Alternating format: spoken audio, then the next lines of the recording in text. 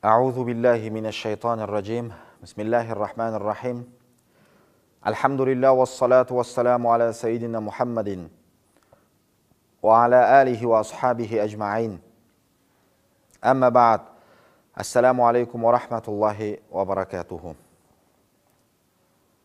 Ақида мәселесінде истиуа сөзінде сәләфи уахабилердің түсінігі әхлі сүннет уал жамаат ақидасына сай келмейді.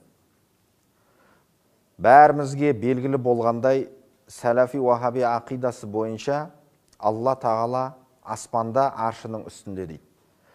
Дәлел ретінде сәләфи уахабилер Құран кәрімде келген истиуа сөзінің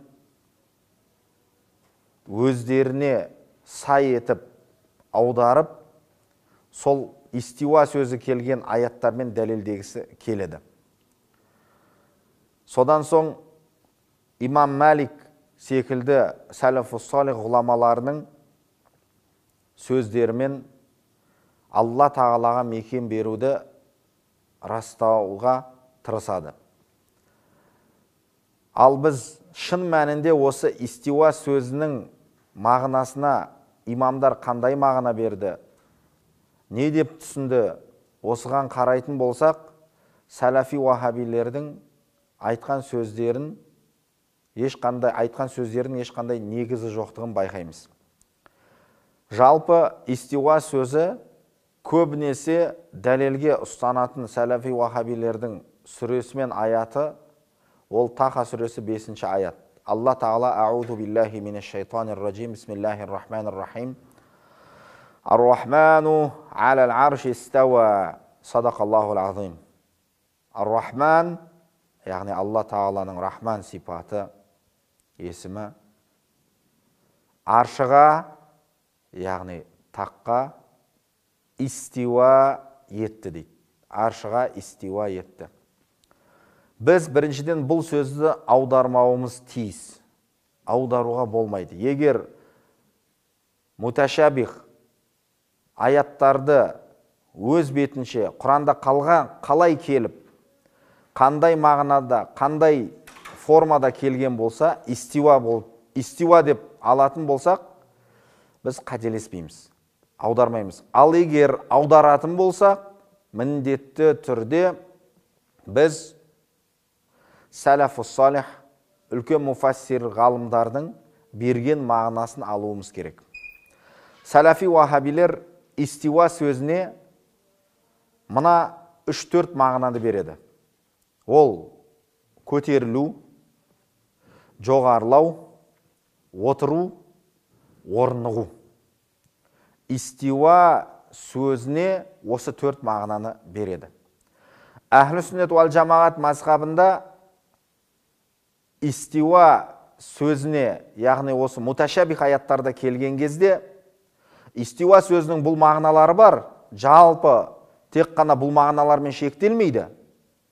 Бірақ осы 4 мағына, және де осы 4 мағынаға балама сөздері бар мағыналарды бермейді. Себебі отыру, орнығу, көтерілу, жоғарылау Алла тағаланы мекенге шектеп қояды. Сондықтан біз осы сәләфус салих ғалымдарының айтқан сөздеріне тоқтаймыз. Бұған қосымша сәләфи уахабилер Таха сүресі 5-ші аятына қосымша имам Маликтің мәшһүр сөзін қолданғысы келеді. Имам Малик өз кезегінде әл-истиуау ма'лум вәл-кейфу мәжхул әл-иману бихи важиб вәс-суалу анху бид'a деген. Истиуа белгілі, қалай екені белгісіз, қандай екені белгісіз, оған иман келтіру уәжіп, ол турасында сұрақ сұрау бидғат деген. Осы жерде біз өте мұқият болуымыз керек, құрметті ағайын. Истиуа сөзі. Қазір біз 4 имамның, қосымша мүминдердің анасы пайғамбарымыздың саллаллаху алейхи уассалам жұбайы Умму Саламаның да сөзін келтіреміз. Имам Ал-Қуртуби өзінің тәпсірінде келтіреді. Умму Саламаның айтқан сөздерін. Осы сөздерден кейін біз истиуа сөзін қалай түсіну керек екенімізді білеміз. Құртубидің тәпсірінде келген Умму Саламаның сөздері. Умму Салама радияллаху анха айтады: Әл-истиуау ғайру мәжхул, вәл-кейфу ғайру маъқул, әл-иқрару бихи минал иман, вәл-джухуду бихи куфрун бихи. Умму Салама радияллаху анха имам Құртубидің тәпсірінде мына бір сөздерін келтіреді. Әл-истиуау ғайру мәжхул, вәл-кейфу ғайру маъқул, әл-иқрару бихи минал иман, вәл-джухуду бихи куфрун бихи. Умму Салама, Алла одан разы болсын, Құртубидің тәпсірінде мына сөздерін көреміз. Истиуа белгісіз емес. Бірақ қалай екені біз білмейміз. Оны мойындау иманнан, жоқ деп айту истиуаны, жоқ деп айту ол күпірлік дейді. Бұл жерде сіздердің мұқият назар аударуларыңызды сұраймын. Яғни, Умму Салама бұл жерде истиуа сөзінің өзін қолданып тұр. Арабша мағынасында басқа бір мағына беріп тұрған жоқ. Құран кәрімде истиуа сөзі келді ме, дәл сол истиуа сөзін айтып тұр. Яғни, белгісіз емес дегені Құранда келгені хақ. Құранда келгені баршамызға белгілі. Бірақ мұқият болыңыздар. Истиуаны көтерілу деп аударып тұрған жоқ Умму Салама. Егер көтерілу белгілі екен деп айтатын болсақ, онда көтерілудің арабша сөзін айту керек еді. Араб тілінде көтерілу, орнығу, отыру, жоғарылау дегенді әл-иртифа, ас-сууд, әл-джулус, истиқрар. Осы 4 сөзді айтады. Отыру, орнығу, көтерілу, жоғарылау деген нәрсені білдіреді. Бірақ біз Умму Саламаның сөздерінде иртифа көтерілуді көріп тұрған жоқпыз. Ас-сууд жоғарылауды көріп тұрған жоқпыз. Әл-джулус отыруды көріп тұрған жоқпыз. Әл-истиқрар орнығуды көріп тұрған жоқпыз. Умму Салама бізге келтіргені истиуа деген сөз. Яғни тафуит жасалынады. Алла тағалаға сай келмейтін мағынаны, тілдік мағынаны жоққа шығарып, Алла тағаланың ешқандай кейіпке ие емес сипаты Құранда келген хақ мағынасын білуші бір Алла деп айтады. Міне, сәлафи уахабилер бізге дәлел ретінде, уәж ретінде келдіргісі келген кезде осы истиуа сөзін өздері аударып барып көтерілу деп келтіргісі келеді. Алайда Умму Саламаның имам Құртуби келтірген сөзінде истиуа дегенді білдіреміз. Осыдан біздің байқайтынымыз сәлафус салих тафуит жасайды. Көтерілу, отыру, орнығу, жоғарылау деген мағынаны бермеген. Ал енді біз 4 имамның айтқан сөздеріне назар аударайық. 4 имам Әхлі сүннет уәл жамағат мазхабының үлкен имамдары. Біздің мазхабымыздың имамы Абу Ханифа рахимахулла, имам Шафиғи, имам Малик және имам Ахмад ибн Хамбал. Бұл имамдар истиуа сөзіне не деп түсінік берген және қалай бізге жеткізген. Ең бірінші, біздің мазхабымыздың имамы Абу Ханифа рахимахулла. Абу Ханифа рахимахулла истиуа сөзін тафуит жасауын аңғару қиын емес. Ол кісінің Әл-Уасия кітабында бабул истиуа тарауында осы мәселеге ерекше тоқталып өтеді. Имам Абу Ханифа рахимахулла сол кітабында былай деген: нуқирру би анна Аллаха стауа алал арш. Біз мойындаймыз, Алла тағала аршыға истиуа етті. Абу Ханифа истиуа сөзін аударып тұрған жоқ.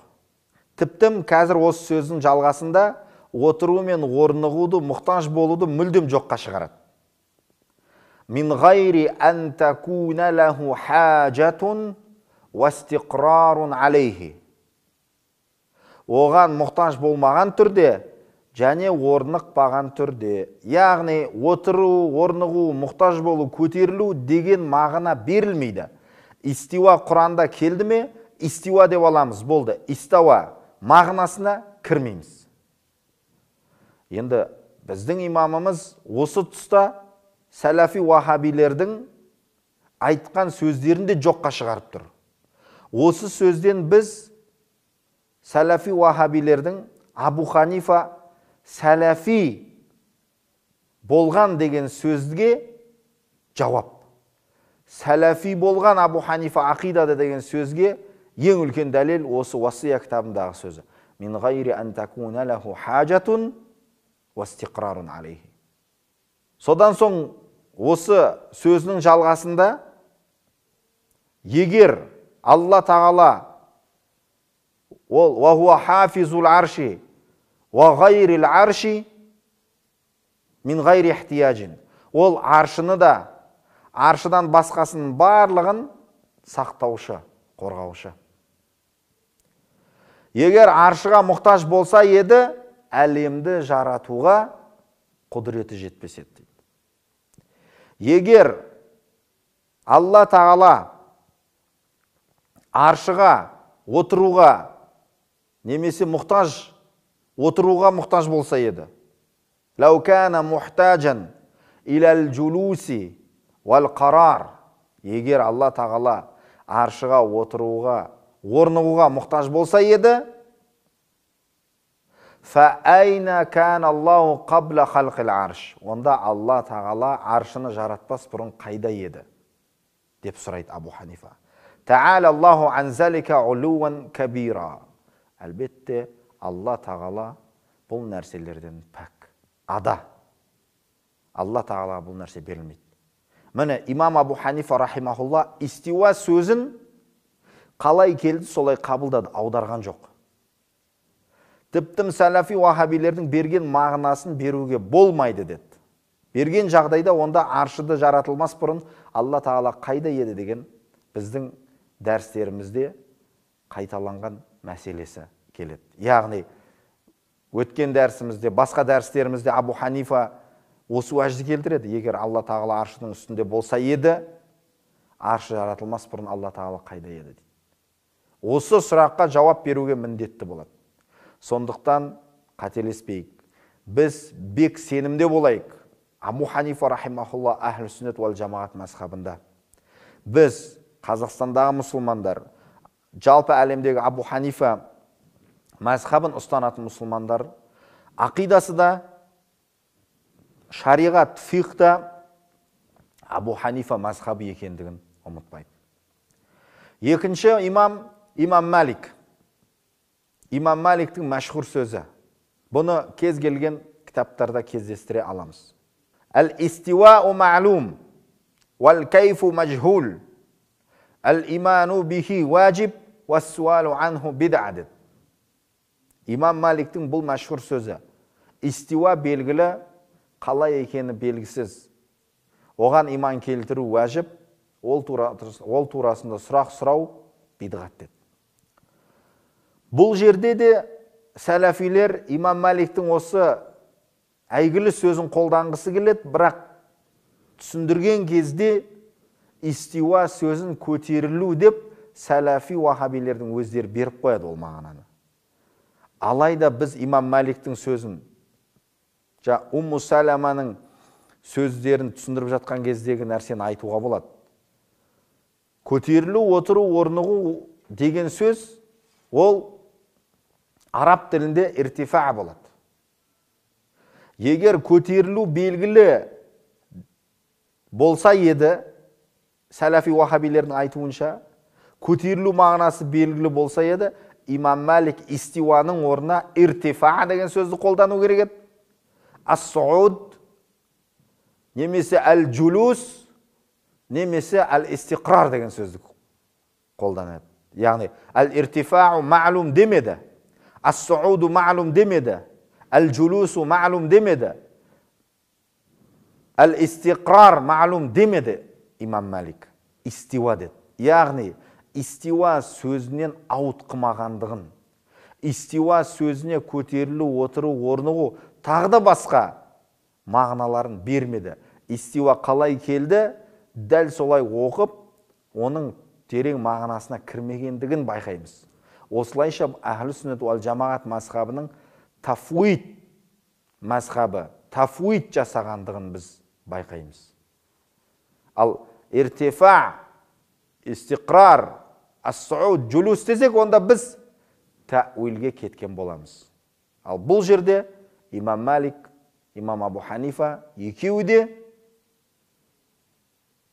тафуид жасап тұрғанын байқаймыз. Үшінші имам Ахмад ибн Хамбал.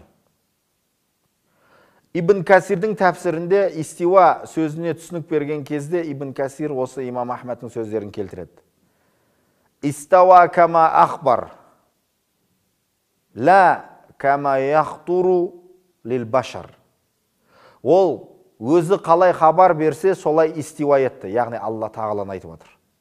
Адам баласының санасына, ойына, ақылына келетін түрде емес. Яғни біле алмаймыз оның мағынасын. Истиуа деді ма? Истиуа. Имам Ахмад иртафаа, саада,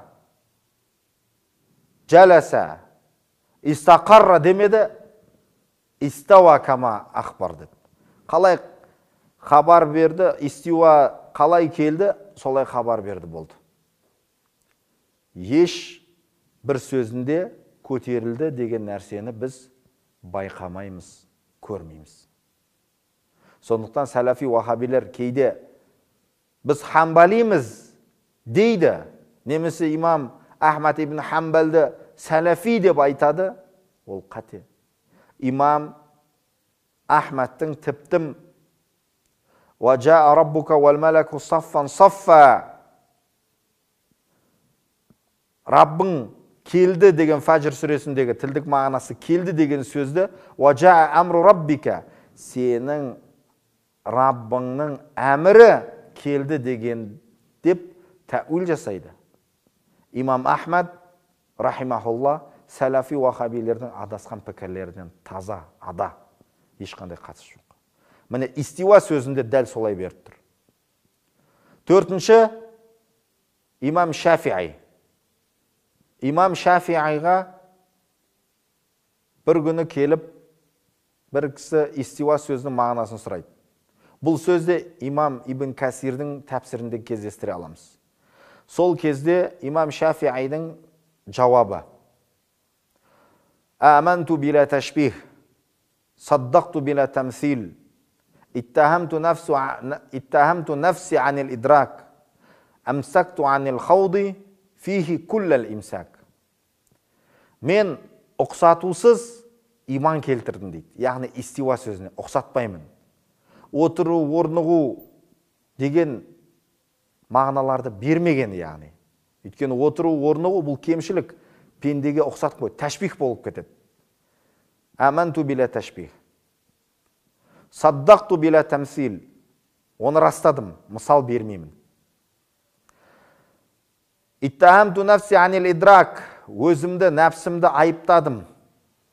Оның мағынасы қалай болады деп түсінуге тырысудан, яғни үңілмедім. Және ва амсакту фил хауди, амсактул хауда фихи куллал имсак. Терең мағынасына үңілуден өзімді ұстадым дейді. Яғни истиуа сөзі қалай келді, солай қоямын. Оған көтерілу, жоғарылау, отыру, орнығу деген мағынаны бермеген имам Шафиғи. Умму Салама және 4 имам біз истиуа сөзінен ауытқымай, истиуа сөзі қалай келген болса, дәл солай қабылдағанын көреміз. Яғни көтерілу, отыру, орнығу деген сөздерді көрмейміз. Осы сөздерді бергендігін біз байқадық.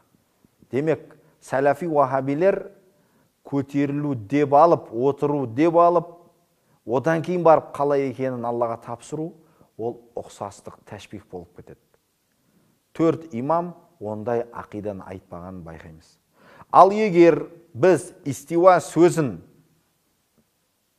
тәпсірлегіміз келіп, астарлы мағынасын беретін болсақ, имам Фахриддин Рази сияқты муфассир ғалымдардың Алла тағаланың ұлылығына сай мағыналарды бергеніміз абзал.